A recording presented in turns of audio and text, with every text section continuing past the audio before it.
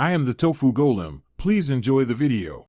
You'll start by confirming support and enabling Pi so the system can show a floating window.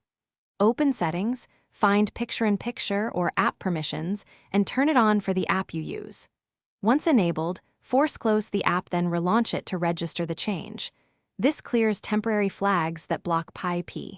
If you're on a browser, enable site-level Pi or an extension. Doing these steps first prevents common permission and resource conflicts that stop Pi from appearing.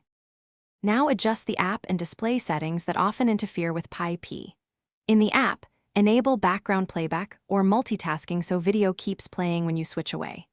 Make sure display scaling and overlay permissions aren't blocking floating windows. Overlays must be allowed. Also disable battery saver or data saver temporarily because they often suspend background processes.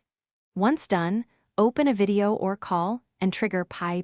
These changes let the system keep the content active while placing a finish by testing Pi with a simple, known working app to confirm functionality. If it still doesn't work, clear the app cache or reinstall the app to remove corrupt settings. Once that's done, reboot. If problems persist, boot into safe mode or check system logs to isolate third-party overlays or restrictions. They often cause failures. One key troubleshooting tip: if another app creates invisible overlays, temporarily disable overlay permissions for all apps and re-enable them selectively until Pi returns. Thanks for watching. Consider subscribing if we helped you today.